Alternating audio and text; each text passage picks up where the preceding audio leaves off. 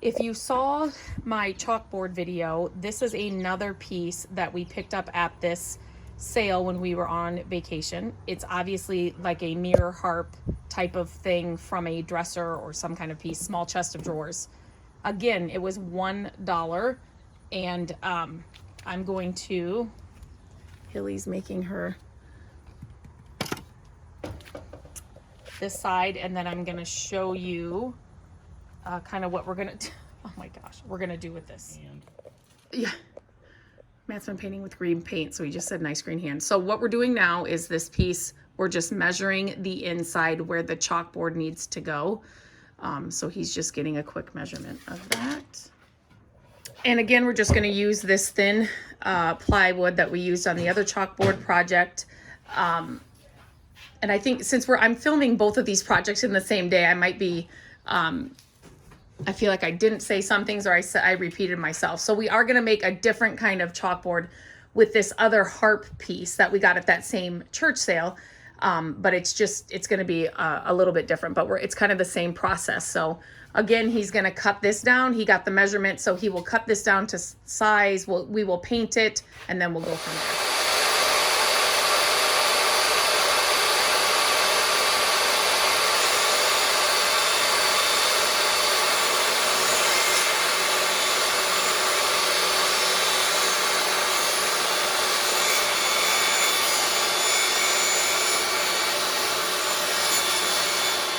Okay, here it is all cut. So that's what it's gonna look like. It fits there perfectly. Paint it with chalkboard paint. Then we're just gonna add little feet. I'm thinking maybe we can just get them on the back so it doesn't fall over on a tabletop. But if we have to do the triangle on the front too and make it more of a stand for this one, that's fine too.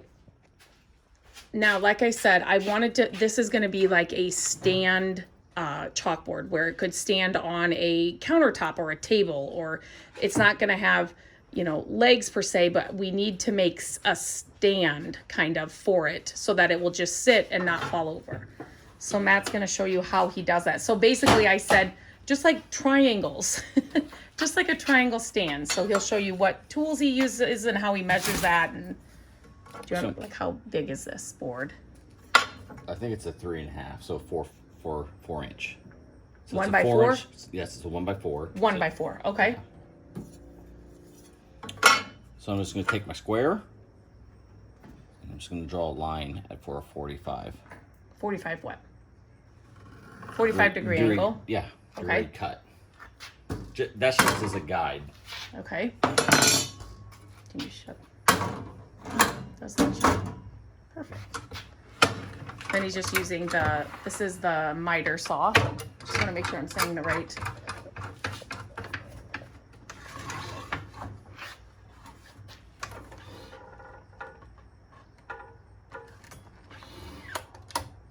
I got to plug it in first. Well, if we plugged it in, that would work best. So there's a pro tip. Make sure that your double one. Your saws are all plugged in.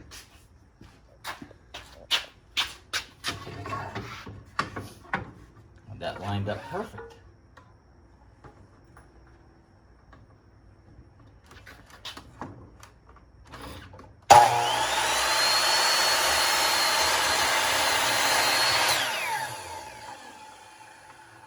And then that is going to be, so I will show you. So I'm hoping that we can just get away with it on the back, but if not, I don't mind if this comes out. So you can kind of see it there.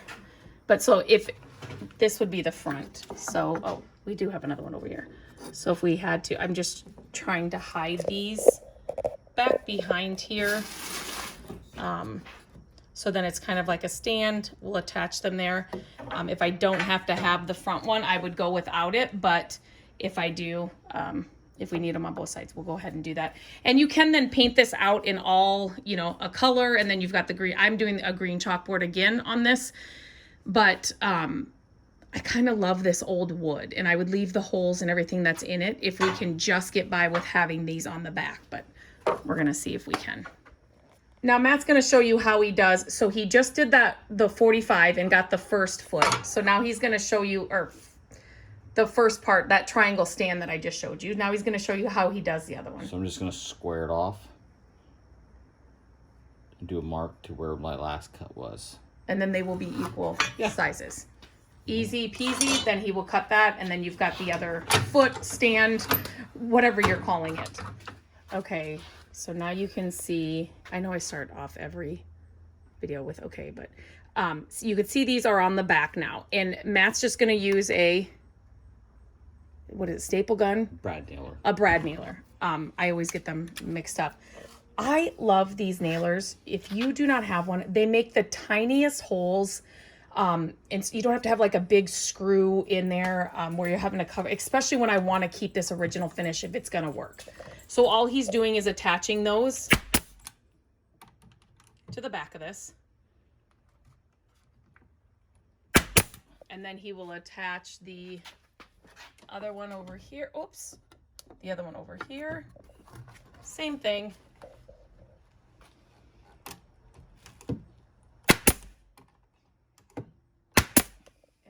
Do you think that's going to be okay? He's just worried about it falling forward. The chalkboard's on the back. It might weight the back.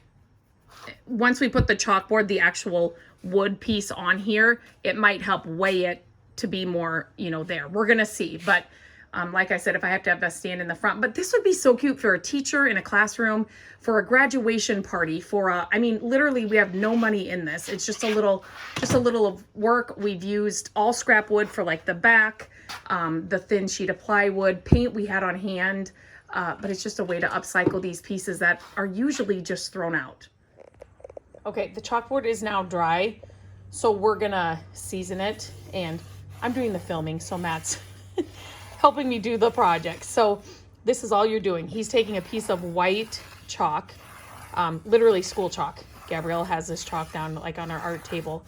And so this is how you season the chalkboard. You just run, and we're just using, she just has, you can tell we have seasoned many chalkboards. We've just got like little pieces of the white chalk left that are flat on one side because you just run them over the chalkboard like that. And then you are going to just wipe it all off, erase it all off, and then it's seasoned. So that way it just, because if you were to just put chalk right on the raw paint, let's just say you wrote the word hello or welcome, that hello or welcome sometimes will always stay on there, if that makes sense, if you do not season it first. So now it just looks like a worn regular chalkboard. Now you can write on it and do whatever. We'll do both sides since it's two-sided. This one's two-sided, but see the difference? This is not seasoned. We need to season it. Whenever you are making a chalkboard and you use chalkboard paint, you need to season your chalkboard. And that is basically just running a piece of white, just school chalk, you don't need anything fancy, back and forth all over your painted chalkboard surface. And the reason you do this seasoning is because if you were just to take your chalk and start writing on it now, like if you wrote welcome on this part right here without it being seasoned, that welcome will always show up whenever you see the chalkboard. Even if you erased it, sometimes the welcome or your initial whatever you wrote or drew on the chalkboard will show up. So this seasoning helps so that doesn't happen. So basically you just run a piece of chalk all over your painted surface. Then when you get that all done, then you wipe it off, and then it's seasoned and it's ready to be used. Now it is time to put the whole chalkboard stand together. So this is the chalkboard. Those are the triangle stands or legs that we made. And I might, since the wood is different here on the back, I might paint this all one color, like a black paint color, just on the back, just so it's all cohesive. And but you definitely don't have to do that by any means. But if you didn't like the different wood, or you had it somewhere where you might see all this stuff, then maybe you would just want to paint it all one color. Really? Yeah, whenever.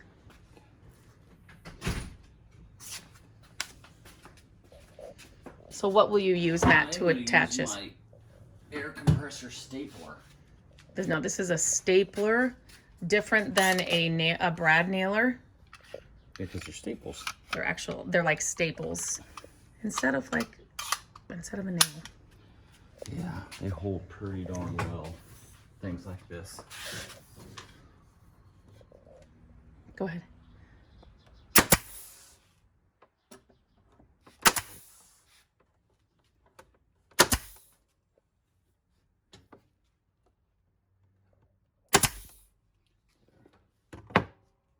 Just on the top? Just on the top for now. Okay. Why? Because we're going to use these to hold on to the sides. Okay, can you show them what those are? They're push types, glacier points. So they're basically, if you buy framed photos or whatever, pictures, this is what will stick into the side, the side and hold the, I have this totally the wrong way, but will hold the photo or the frame in there. So he's just using that's a putty knife?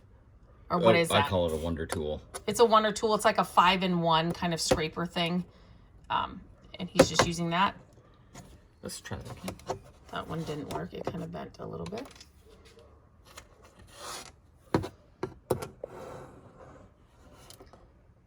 You're kind of pushing the wood down, the chalkboard piece down. So then he has a place to put these. Then he just shoves them in there. So he will do a couple of those all the way down here to just hold that chalkboard on both sides. On the bottom, will you do that, or will there just be enough? There'll be right there. Yeah. That's I'll staple that in. Okay, so he'll staple that end, and then he's just going to continue with these all the way down the side. And I will link all the things that we used in this video in the description of this video. I just wanted to mention a few things here because so these, when you don't have something to nail to, so you saw the front of this when we were putting it together. Obviously he had something to staple here, right? Because we have this frame part here. Down here, he's got this whole piece to staple to there. But on the sides, there wasn't really an easy way. I mean, it's just a thin plywood here, right? So there's nothing really to staple or nail to or screw into. So these are like the best solution. Another thing that these do, if you're writing on the chalkboard, which on the other side, right, they're going to hold the chalkboard in place because they're, you know what I mean? You can't really push through because you've got these kind of stopping it. So it's a twofold thing. This is a great solution for a project like this. Okay. Every time that we do a DIY project, and I have said this before, I say it with furniture flipping, I say it in our flip houses, I say it in small projects like this. Your first plan A is always great, but you need to be flexible when something doesn't go right. So plan B and C usually is where you're going to end up. Sometimes D, E, and F. You just have to be flexible. So when we got this on, there's a little bit of a gap, and you're not going to be able to see it very good here. But on this side, here, you can kind of see it there. There is a gap here on this side. So how we're going to fix that is, we always have scrap wood in our garage. So if you're ever at yard sales, estate sales, auctions, wherever, barn sales, and there is scrap wood, always pick it up. I shouldn't say especially. So raw wood or wood that's been used before or stained before. This was a piece of trim from an old house, and it is exactly the same color as this wood here. So Matt just cut it down and just use this edge.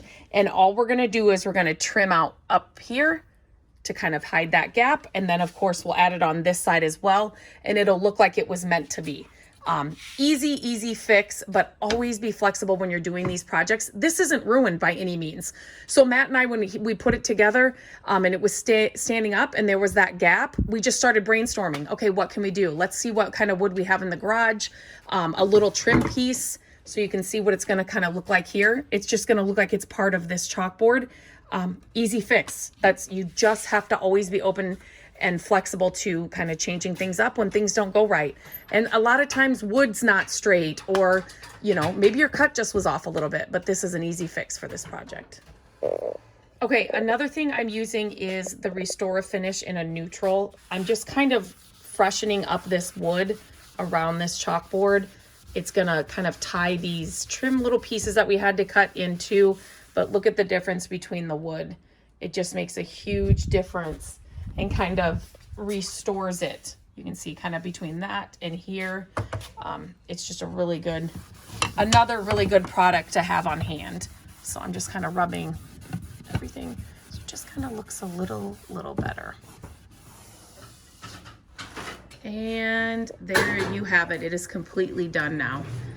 So the restor-a-finish just helped restore all the wood. It kind of, I went over the new trim pieces as well. And it just blends now. It looks like it was always like that way. It's perfect. There's enough weight so I don't have to have the stand on the front as well. This little ledge here is perfect for chalk. It's the perfect width for some chalk. This was $1 at that church sale. And now it's got a new life. It can live on for forever. And I love projects like this where you're trying to figure out a way to save these things or reuse these things instead of them just going to the landfill.